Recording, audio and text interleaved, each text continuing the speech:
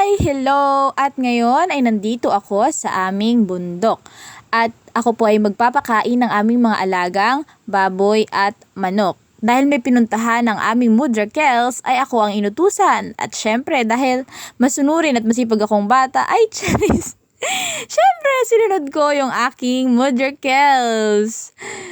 So ayun na, ito na lahat ng pinagbuntan ko at ito yung kukudkurin ko para sa aming mga baboy at manok. So ayan na nga, bibiyakin muna natin. Syempre, para makudkod natin, kailangan nating biyakin. Ganun. Yung baboy pala namin is 4.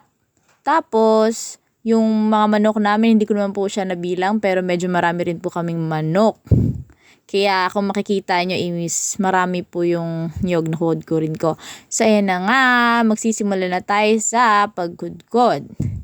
Gusto ko lang i-share guys na simula pa lang nung high school pa lang ako noon is ginagawa ko na talaga tong pagpapakain ng aming mga alagang baboy. Naalala ko pa noon, nung kapag gagaling ko ng school, naglalakad pa kami noon. Pagdating ko dito sa bahay, pumupunta ako sa aming bukid. Tapos, ako po yung nagpapakain ng mga alaga naming baboy. Tapos, syempre, aabutan po ako ng gabi doon sa aming bukid. Pero, okay lang naman kasi talagang syempre, kailangan makatulong tayo sa ating mga parents, ganun. Kaya ngayon ko lang ulit to nagawa dahil yung mama ko is may pinuntahan, kaya ako yung inutusan niya.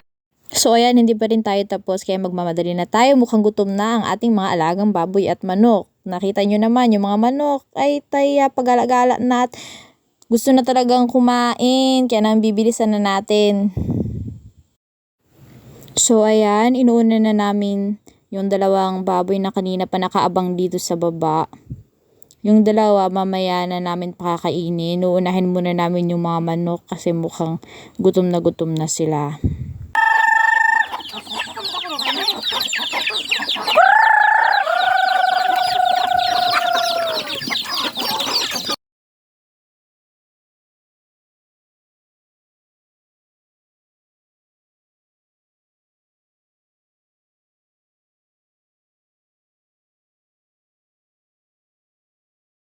So ayun na nga guys, dahil tapos na nating pakainin yung mga manok, is pinuntahan ko po yung isa pang baboy. Buntis po siya. At ang tawag po dito is nayon.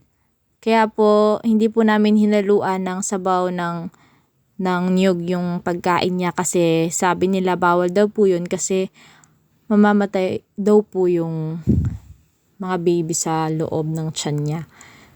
At meron pa po tayong natitirang papakainin, kaya pupuntahan na po natin.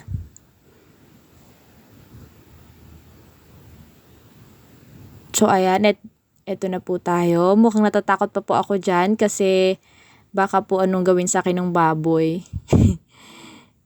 Ayan, at nadulas pa yung kapatid ko. Kaya naman, ayan na, papakainin na natin. Buti na lang hindi ako inano ng baboy.